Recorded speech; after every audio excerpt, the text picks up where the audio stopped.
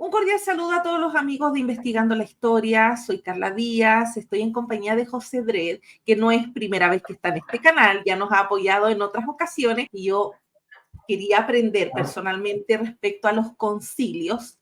Entonces, José Dredd nos armó una serie de 7 videos para presentarnos los 7 concilios ecuménicos, o sea, los 7 principales.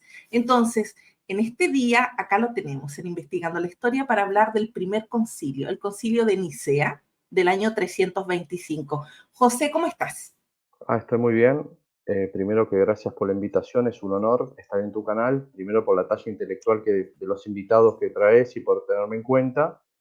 Segundo, que vamos a tocar un tema que ya está bastante trillado en la parte teológica y en la academia está muy estático, como vos me estás explicando antes, se dan pinceladas. Pero como todos ustedes saben, yo soy católico de rito oriental, manejo otro tipo de información que no viene acá a la academia y que se está traduciendo recién en este siglo.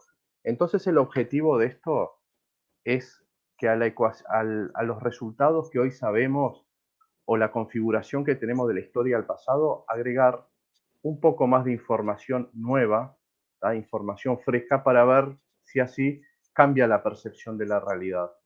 Por el simple hecho de que hay mucho que no se tiene en cuenta y acá en Occidente la academia tomó sobre todo información de fuentes grecolatinas.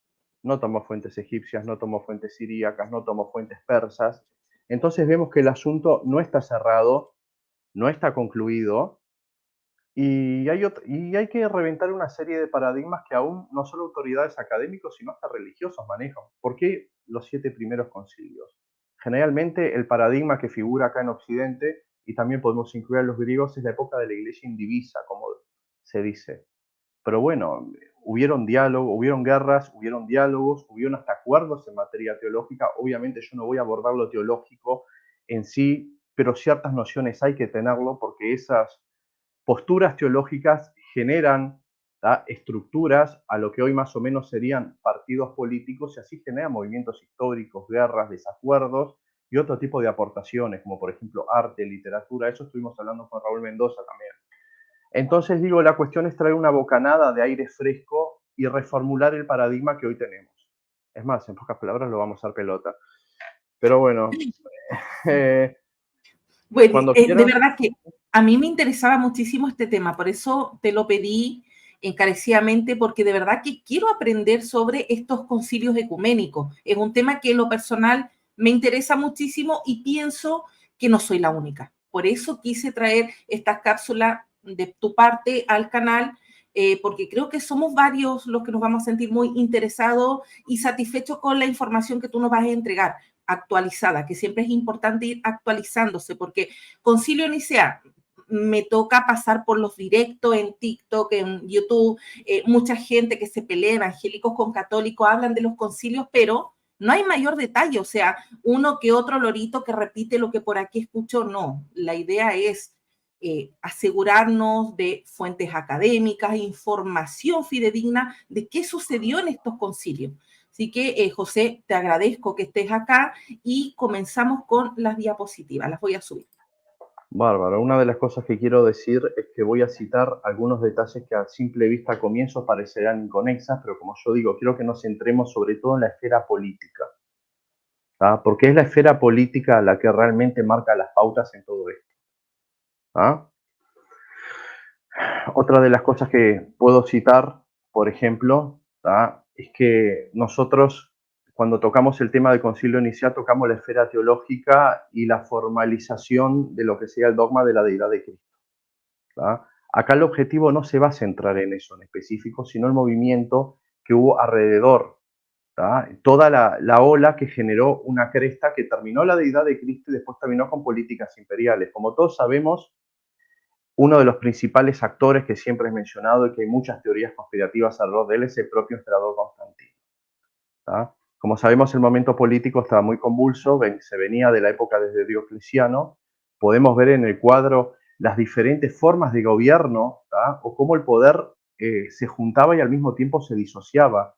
No había un poder solidificado dentro del Imperio Romano, ¿tá? Una aclaración, digo, Imperio Romano es, por así decirlo, hasta el año 330, porque como todos sabemos, Constantino en esa fecha cambia la capital del imperio a lo que sería Bizancio, que después se empezó a llamar Constantinopla. Yo quiero que ustedes vean que acá en las tetrarquías, heptarquías, triarquías o diarquías, siempre tenemos algo en común, el nombre de Constantino. Es más, y en la tetrarquía inicial está el padre Constantino, Constancio. ¿Tá? Eso quiere decir que hay un entramado de familias que se están peleando por el poder. Acá la cuestión, y esto lo voy a decir, la gran noticia nueva es que esto no es una novedad. Quien estudia la historia de Oriente. ¿Por qué?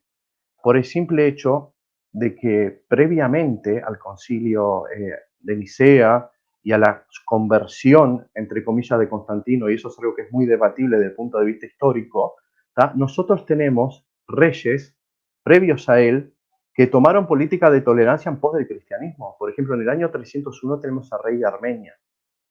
En el año 305 tenemos al rey Caleb del reino de Aksum, en Etiopía. Ya en el 313 tenemos el edicto de Milán, que se da tolerancia a los cristianos en el Imperio Romano. Entonces nosotros vemos que hay una movida política, hay una inercia, ¿tá? En el cual el propio Imperio Romano es tomado y también hay un movimiento centrífugo, porque si nosotros después estudiamos el año 410, el emperador persa Yazdegerd también hace un edicto de tolerancia para los cristianos y también se entran a generar concilios y también se entra a unificar el poder. ¿Tá? O sea, en el caso persa, por ejemplo, no hubo conversión de emperadores. Constantino es algo que es muy dudoso porque se cree que a veces Jerónimo ciertos detalles se los omitió porque obviamente que Constantino fue muy favorable para su causa.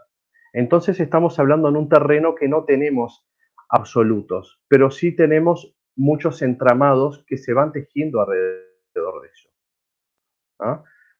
Como todos sabemos, el cristianismo, nosotros tenemos una historia en parte muy romantizada desde el punto de vista de los santos, de las persecuciones, que si vamos al punto de vista histórico fueron intermitentes. No fueron 300 años constantes de persecución. ¿Tá? Es más, podemos citar hasta el emperador Marco Aurelio Severo Alejandro, ¿tá? Del año 222, que según el historiador Lampridio, dice que aceptó el cristianismo. ¿Tá? La madre lo llevó a conocer a Clemente de Alejandría, tenía hasta íconos de Abraham, y esto es algo para la cuestión teológica, es algo que es muy sorprendente el hecho de hablar ya de íconos en pleno siglo III, pero según nos dice el historiador Lampridio, él tenía un icono de Abraham y tenía un icono de Jesús. Así que Constantino, dentro del imperio, tampoco es una novedad. También si nosotros hacemos intertextualidad con la literatura apócrifa, ¿tá? Más allá de la conversión del rey de Armenia en el año 301, tenemos también la historia eclesiástica que dice que Bartolomé llegó hacia Armenia. ¿Tá? Como también tenemos que en Etiopía el eunuco que aparece siendo evangelizado por Felipe llegó ahí y generó la iglesia. Entonces nosotros vemos que el cristianismo siempre está latente. Pero ¿qué es lo que que diferencia esas épocas, esos siglos pasados de ahora? Que el cristianismo pasa a ser una política de Estado.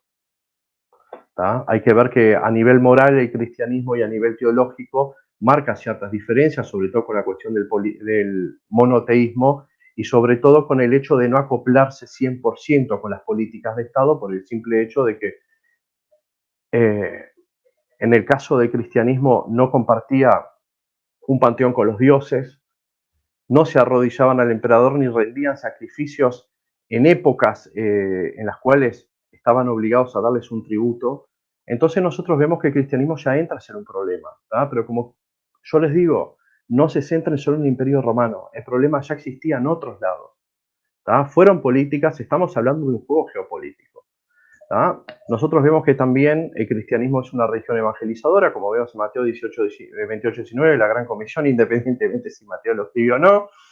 También vemos la convivencia diversa desde un inicio, ¿tá? Independientemente, y esto lo digo con toda gracia e ironía, si es histórico o no el libro de Hechos, porque ya tenemos unos cuantos programas en el cual lo despedazaron, ¿tá? Pero lo que sí a nosotros nos queda hoy en día vestigio es la diversidad cultural que tiene el cristianismo. Entonces, al ser una religión muy heterogénea, ¿tá? La forma de asimilar esa fe empieza a desembocar en disputas teológicas, ¿tá? Como ya hablamos, en el año 313 terminan las persecuciones, con el Edicto de Milán, y el cristianismo tiene unos nuevos desafíos al entrar en el plano político. Una de las cosas, antes de abordar el tema del concilio, no fue un problema que surgió de un día para el otro. Ya 10 años antes del concilio, tenemos las disputas entre Arrio y Atanasio en lo que tiene que ver con la deidad de Cristo. Disputas que llegaron a un punto que ya podían generar la estabilidad del imperio. Hay que decir también, y este nombre yo quiero que ustedes se los graben, Ocio de Córdoba, cristianismo latino, romano, y hago ese énfasis porque acá ya estamos hablando de diferentes tradiciones, nos mandan a mediar. Esto lo he hablado con el profesor Raúl Mendoza Ramos y él mismo me ha dicho que ha sido un error garrafal y completamente de acuerdo porque querer juntar diferentes tradiciones y querer mediar en una tradición ajena, a no ser que haya una cuestión de autoridad de por medio, como después se fue sistematizando la cuestión del papado, es un error que va a desencadenar consecuencias peores. Los digo porque yo vengo de una comunidad oriental que está en el norte de Siria y Líbano y también tuvimos esos problemas con Occidente. Pero yo quiero que vean cómo se va entretejiendo toda la cuestión política, la cuestión teológica, la cuestión moral, para que, bueno, que el cristianismo empiece a ser considerado como un problema. No digo tanto problema para mantener el poder, sí, pero sino como un problema más al estilo filosófico, algo que uno tiene que abordar, porque en muchas cosas es una religión muy novedosa. Acá nosotros podemos ver, como ya había mencionado, que en el año 330 la capital pasa a Constantinopla, que está en el estrecho del Bósforo, un punto estratégico que une dos continentes y que tiene salida al Mediterráneo. También otra cosa que hay que mencionar, yo ya había mencionado la cuestión de Etiopía, haciéndose cristiano. Etiopía tuvo mucho soporte logístico de emperadores bizantinos, la dracma era la segunda moneda. El objetivo también de soporte logístico era frenar a los árabes, estamos hablando árabes preislámicos, obviamente, y también tenía una influencia griega, no solo que el griego era la segunda moneda, sino que hasta se han encontrado monumentos estilo Partenón, y estoy hablando específicamente del reino de Aksum.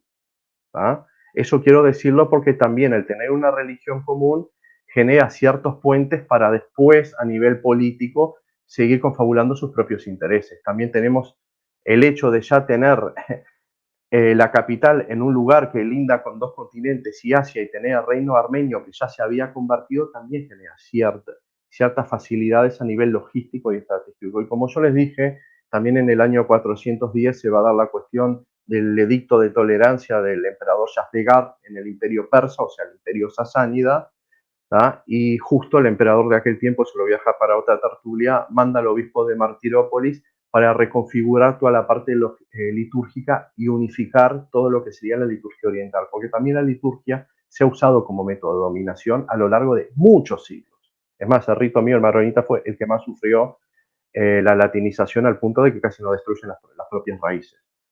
Entonces, yo quiero que ustedes vean cómo se van tejiendo ciertos puentes, cómo se van cubriendo ciertos vacíos que habían antes, que ahora el cristianismo los empieza a ocupar, y cómo los intereses políticos encima de la religión empiezan a actuar. Por eso creo que es muy útil ver este mapa.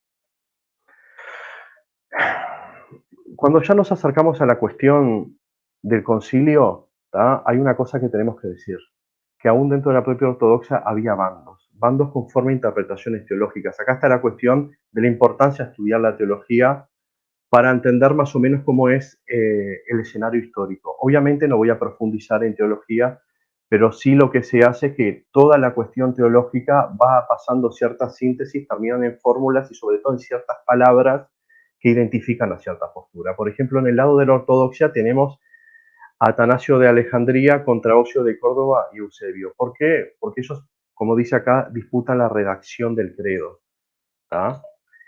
Otra cosa que hay que decir, que el Concilio de Nicea se centra en la fe grecolatina. Y esta vez también voy a empezar a citar un poco de información oriental. Se cree que fueron 318 obispos, es un número muy disputado entre historiadores, nadie los cree. El centro grecolatino también lo podemos ver por el simple hecho de que si nosotros estudiamos, por ejemplo, lo que es la literatura persa, vamos al santoral, tenemos un Mor Sadot o San Sadot, que murió en el año 342, martirizado con 128 personas a mano del rey sasánida Sapor II. ¿Cuál es la cuestión? Se dice en la vida de ese santo que fue al concilio de Nicea. Pero en cambio, si nosotros estudiamos la vida de Afrahat o Afrates, depende en qué idioma lean los textos, que es conocido como el sabio persa, cuya tumba está actualmente en Mosul, e hizo una obra llamada Las Demostraciones, no tenemos una sola mención del concilio de Nicea.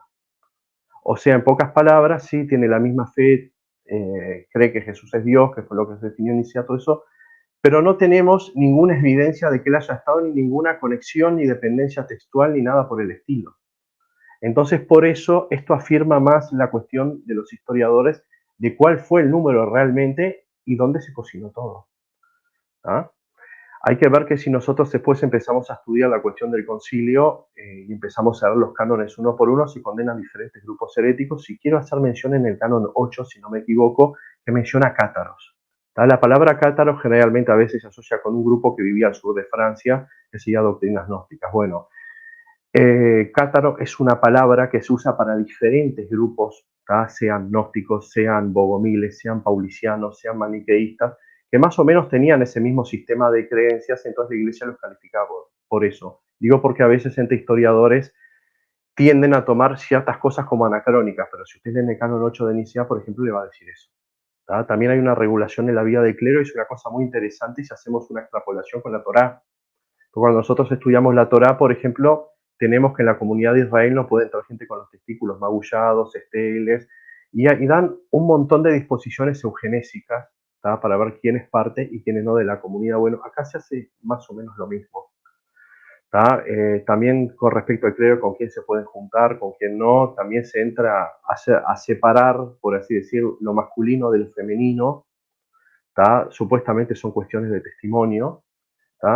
La reestructura en la administración eclesial es la creación de los patriarcados. ¿Por qué? Porque todos sabemos que el cristianismo es una fe que se fue expandiendo. Es más, hasta en el propio libro de Hechos, verás o no, nosotros vemos que ya en esa diversidad surge la necesidad de que se cree el puesto de diácono para atender necesidades. Después nosotros leemos las cartas de Pablo, si no me equivoco, en Tito, o de quien sea que lo haya escrito, y él mismo dice también que puso obispos en Creta. Entonces nosotros vemos que a medida que el cristianismo va creciendo, hay diferentes niveles a nivel organizacional y jerárquico que se tienen sí o sí que crear para tener un mayor control. Una cosa que voy a decir, y esto no es para tratarlo tanto en la esfera teológica, pero los patriarcados que existen son Roma, Alejandría II y Antioquía III. Se creen que los tres tienen origen petrino. Y esto de petrino no es para hacer una apología al papado como se lo concibe hoy día, porque no funcionaba de la misma manera, pero sí hay una sinergia a favor del obispo de Roma, que después lo vamos a ver más adelante en la cuestión de la fórmula Sirmia. O sea, estoy hablando a nivel histórico y a nivel de la aplicación del poder. También este periodo, hasta el año 754 aproximadamente, es muy interesante para ver cómo son las relaciones Iglesia-Estado, porque aún tampoco se genera lo que sería el Sacro Imperio Romano Germánico. Tampoco existen los estados pontificios, que en ese año 754 empezaron a existir. Entonces nosotros vemos que por un lado hay una sinergia a favor del obispo de Roma, porque Roma era un tribunal de apelaciones más que nada, pero por otro lado podemos ver las disputas políticas. No es lo mismo la relación obispo de Roma, y digo obispo de Roma y no digo papa, porque la palabra papa la utiliza para cualquier clase de obispo, lean la carta 8 de Cipriano Cartago para darles un ejemplo. No es lo mismo la forma con que se trataban los emperadores a con que se empezó a tratar en la Edad Media, que después se empezó a generar lo que nosotros conocemos por el periodo absolutista. Entonces tengo que hacer estos pequeños discernimientos para no caer en anacronismos y no caer en ningún tipo de ideología. Hay una cosa también que hay que decir, que solo 20 cánones son considerados como auténticos.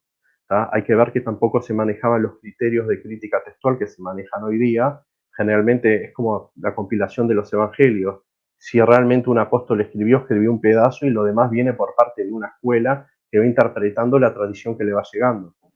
Esto, digo, para los más fundamentalistas le choca, pero es una verdad. Eso es lo que quiero decir. Y si nosotros vemos, la resolución del concilio terminó con que, en pocas palabras, Jesucristo es de la misma sustancia al Padre, homoousios, y de la misma sustancia. Y esa palabra grábensela bien, porque va a generar muchos conflictos políticos, y conforme a las diferentes exegesis. ¿tá? Voy a seguir acá. Otra cosa que quiero aclarar, Ocio y Eusebio no estaban de acuerdo con esta palabra porque los modalistas, y también acuérdense de esta palabra modalistas, que era otra concepción que ellos tenían de cómo funcionaba Dios, o sea, no creían en la Trinidad, Dios tenía otra constitución, la habían usado 150 años antes. Y vestigios modalistas van a quedar al fin de la disputa arriana, que va a dar paso para el próximo concilio y la próxima cápsula. O sea, son pequeños detalles que tengo que ir tirando que parecen que están inconexos, pero van formando y entretejiendo un todo. ¿Ah? Más allá de las anécdotas, historias de concilio, si San Nicolás o Fetio Arrio o lo que sea, vamos a lo que importa. No acataron todos los sectores, hubo mucha gente que estuvo disconforme. El partido arriano escala al poder promoviendo persecuciones y destierros, generando así oscilaciones conforme al apoyo imperial. Y acá hay una cuestión que nosotros vamos a tener que ver, que esto ya es una especie de spoiler para lo que sería después cuando terminemos esto. Que cuando realmente los emperadores perdieron el interés por la religión, se empezaron a acabar las disputas teológicas. O sea, estamos hablando de disputas teológicas a un nivel que haya que convocar un concilio. No estamos hablando, a ver, puedo citar la Constantinopla del siglo IV, Gregorio de Nacianzo diciendo que el carnicero discute con el panadero si Jesús es Dios, mientras el otro dice que es de una sustancia diferente, pero después viene el zapatero que es dualista. No estamos hablando de ese tipo de disputas, sino estamos hablando de disputas un poco más pesadas.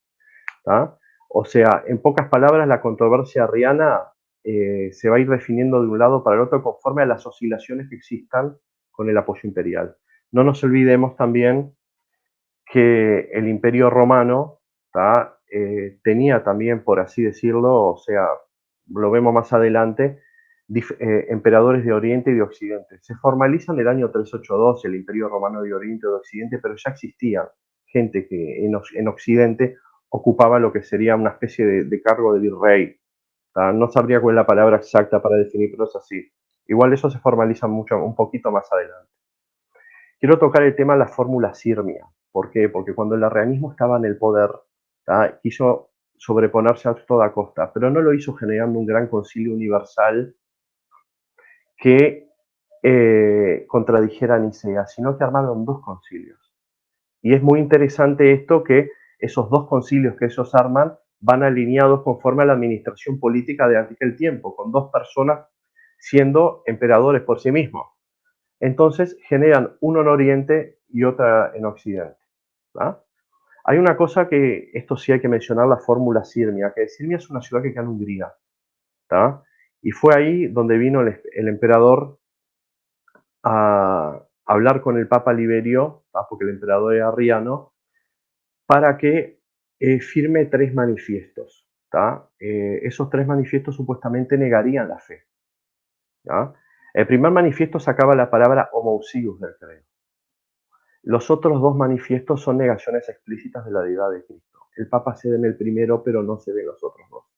Y aquí también para los estudiantes del papado y de la historia de la Iglesia se genera un hito importante porque hasta antes de Liberio todos los papas les ponían el título san, los consideraban santos, pero con Liberio no. Otra cosa que también generó es que Liberio fue depuesto y fue puesto Félix II. Si ustedes van a la historia de la Iglesia, conforme a la eclesiología que se tiene, se piensa que en ese periodo que fue depuesto, porque un papa no puede ser depuesto para la eclesiología católica, Félix actuó como antipapa y después actuó como papa legítimo a la muerte de Liberio porque fue realmente que quedó. Entonces digo, esto de la fórmula Sirmia genera un desbalance y una confusión en la iglesia. Una cosa que voy a citar es estos, y acá sí tengo que citar teología. Si van a la obra de Atanasio de Alejandría sobre los sínodos, ¿tá? Él mismo dice que la palabra homoousios no influye en el credo, ¿tá? No influye en negar o no la deidad de Cristo. Lo que sí hay que hacer es reconocerla explícitamente. Liberio lo que negaba explícitamente la Trinidad. Igualmente, en aquel tiempo eso era considerado muy ambiguo, ¿tá? Y el arrianismo terminó mutando. ¿tá? Estas palabras que ustedes ven, homoios, o si no, homoiusius, que era la alternativa arriana que ellos pusieron en el concilio de Nicea, eran diferentes posturas a la hora de definir cómo era la constitución de Dios, y todo eso provenía de las propias exegesis bíblicas. Eso ahora volviendo a la cuestión de reafirmar el arrianismo o el semi-arrianismo, porque a esa altura se había mutado en los concilios de Rímini y de Seleucia, uno en Oriente y otro en Occidente, se empiezan a gestar. ¿tá? La mayor parte de los obispos orientales, por ejemplo, en Seleucia, todos firmaron a favor del concilio, pero querían la condición de que anatemizaban a Arrio, en pocas palabras. Y esto puedo citar palabras de Giuseppe Alberrigo. No, llegaron a un punto que no sabían lo que estaban firmando, y para tranquilizar su conciencia, ellos decían, bueno, sí, ¿sabes qué? Te condenamos a Arrio para que no nos llamen arriano. Rimini tuvo mucha aceptación en Occidente, pero una cosa que hay que decir que el propio Papa estaba impedido, o sea, Papa, obispo de Roma, perdón, estamos hablando en términos históricos. Liberio estaba impedido, por lo tanto, digo, no hubo una aceptación ahí. Y después bueno, ¿tá? El arrianismo se terminó de un día para el otro cayendo por el hecho de que, como ya dijimos anteriormente, perdió el interés de los emperadores. Si no me equivoco, fue Valente II, el último emperador que apoyó el arrianismo, que mandó una carta a Ocio de Córdoba, y quiero que ustedes se fijen siempre que Ocio de Córdoba está.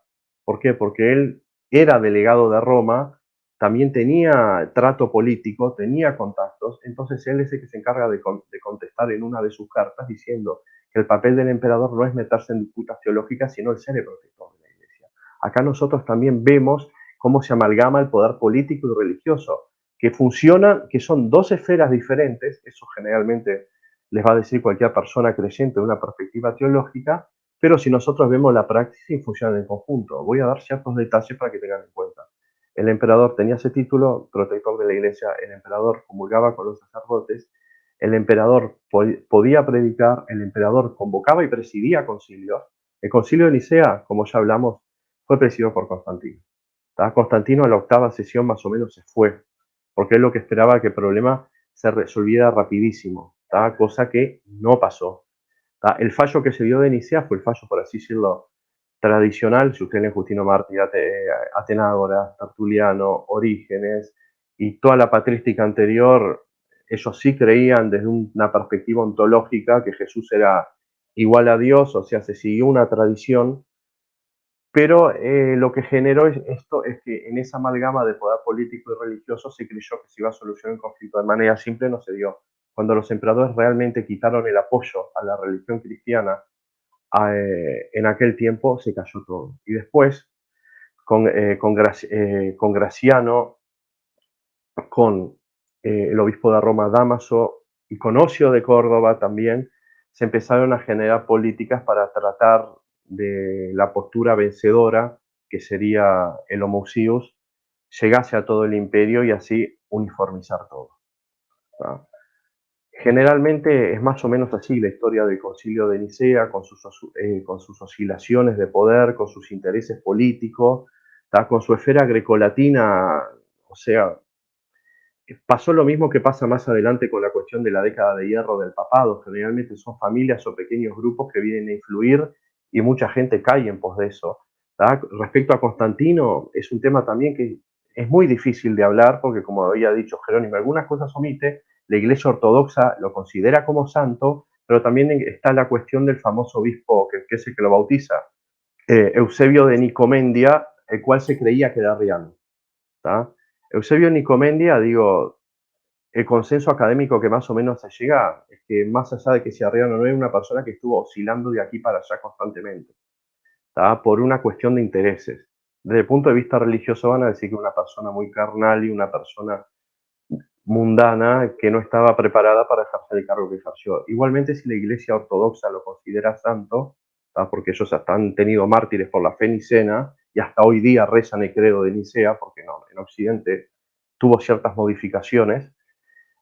Sí, se puede decir que quizás haya sido genuino el bautismo que se le dio. Si después el tipo se convirtió o no se convirtió, no se sabe, pero es muy interesante que él convoca un concilio, se va del concilio y al final de sus días se hace bautizar por algo que es muy dudoso. Claro, fue al final de sus días, eso es importante, o sea, no sabemos si realmente su conversión fue genuina, pero en sus últimos momentos de vida fue su bautismo. Sí, fue su bautismo. Es muy interesante que acá en Occidente no lo consideran santo. Por un lado ves que los ortodoxos sí, pero por otro lado ves que los católicos no. Entonces es una figura que siempre va a estar disputada, siempre, y Claro. todavía... ¿no? Y siempre depende, José, la fuente que leamos. Si leemos fuentes más ortodoxas, confesionales, claro, él era un iluminado, con sueños divinos, Dios le hablaba, pero si nos vamos más a fuentes académicas, era todo lo contrario, o sea, una persona metódica que analizaba que Dios le daba el triunfo, él no le interesaba una conversión al cristianismo, sino que el Dios que le permitiera ganar una batalla, como lo que pasó con Magencio en Ponte Milvio, era el Dios que Sí, le servía. Entonces vemos ahí intereses políticos, más allá de una conversión cristiana o de sí, un sí. interés por el cristianismo genuino. Sí, sí, la victoria que tuvo en el año 324 contra Licinio fue una victoria milagrosa, obviamente. Eusebio de Cesarea fue que realmente se encargó de reescribir la historia para que nos siga a nosotros. Es más, fue el mismo Eusebio de Cesarea que se cree que fue que también metió mano en el testimonio flaviano.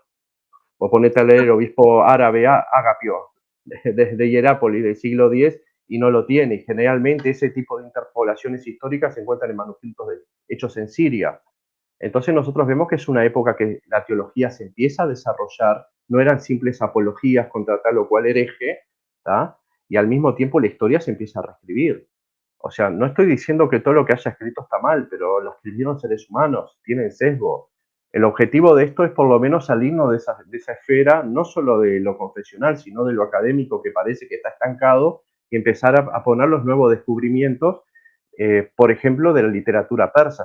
Es más, y con la literatura persa en este periodo también es un poco oscuro, porque los documentos persas, que se encuentran mayormente en el Sinodicon Orientale, que toca desde el año 410, fecha en que se da la libertad religiosa cristiana, ¿tá? En el imperio sasánida, y va hasta el siglo VIII, que es cuando el Islam se entra a consolidar, tampoco tenemos menciones de eso. Por eso te tuve que citar un santo, te tuve que citar después al máximo teólogo de aquel tiempo, pero no, nunca es información concluyente.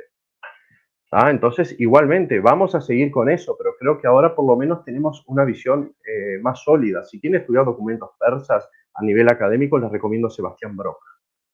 Persas, siríacos y de toda esa región. Él es de la Universidad Harvard, si no me equivoco, y él te toca histórico, religioso, un montón de cosas. Esa es la Uh -huh. literatura que yo les puedo dar de consulta. Después la fuente que yo cité fueron de primera mano, que me tomé trabajo de la gran parte de ellas, obviamente es un ejercicio que uno va haciendo, pero bueno, yo quiero dejar esto, que el que quiera profundizar y quiera saber un poco más, por lo menos saber dónde buscar y no tragarse Ajá, los puntos. claro. Bueno, a mí en la universidad me tocó hacer un estudio sobre Constantino. Entonces, ¿qué hizo el profesor?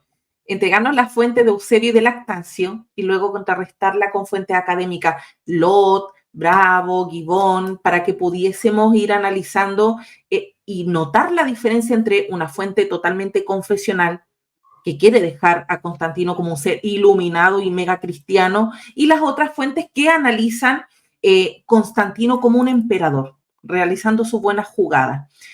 Lo otro, una pregunta que quería hacerte, José. Eh, Escuché por ahí en un momento que mencionaste papa, obispo. ¿Siempre fueron obispos y en qué tiempo comienza este título de papado?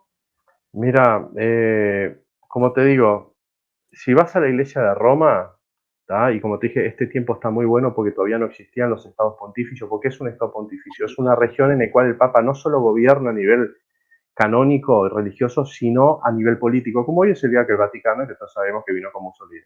Y eso hay que decirlo aunque estés adentro.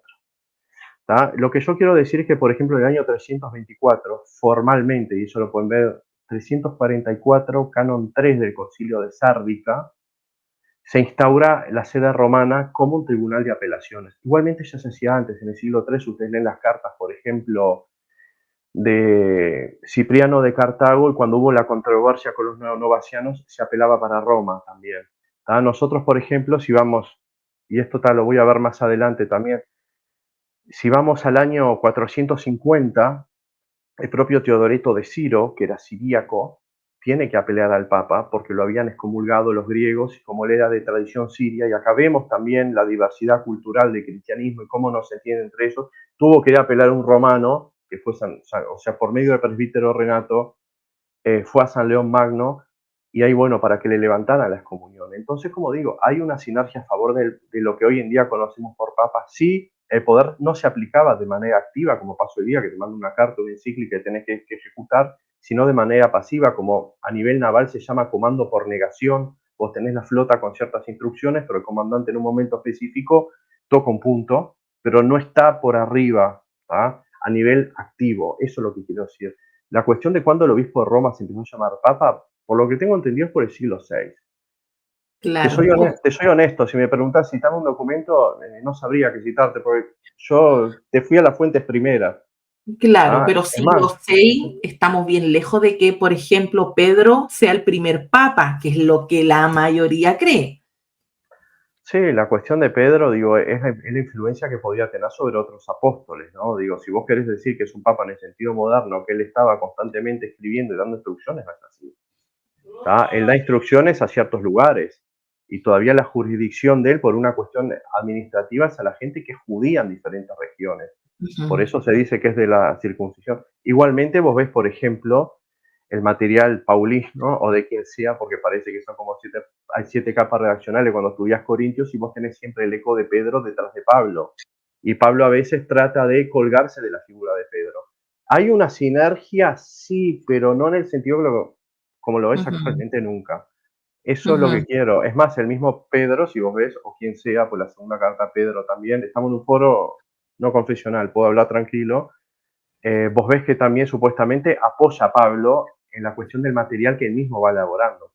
Entonces digo, es un asunto complicado, ¿no? O sea, no se aplica como lo aplicas hoy día. O sea, eso Ujú. estamos de acuerdo. Bueno, me queda súper claro, José, que hoy en día, cuando me toca ver estos debates entre protestantes y católicos, hay mucha ignorancia, no conocen su historia y eso queda muy claro. Te Sí, agradezco porque yo sé que independiente que el canal no es confesional, hay mucha gente confesional que sí ve este material y de seguro esta cápsula y las 6 que siguen hacia adelante les van a servir muchísimo. sí. Gracias, José. No, muchas gracias a vos. Saludos a todos. Sí, mira, no había quitado las diapositivas, pero bueno, nos despedimos y esperamos que de verdad den like, comenten, compartan, les gustó, porque faltan 6 concilios más, así que para que guarden esas ganas y disfruten de estos videos que nos trae José Dred. Un abrazo, querido José, y muchas gracias por ayudar a contribuir con la cultura, el conocimiento en investigando la historia. Muchas gracias a ustedes.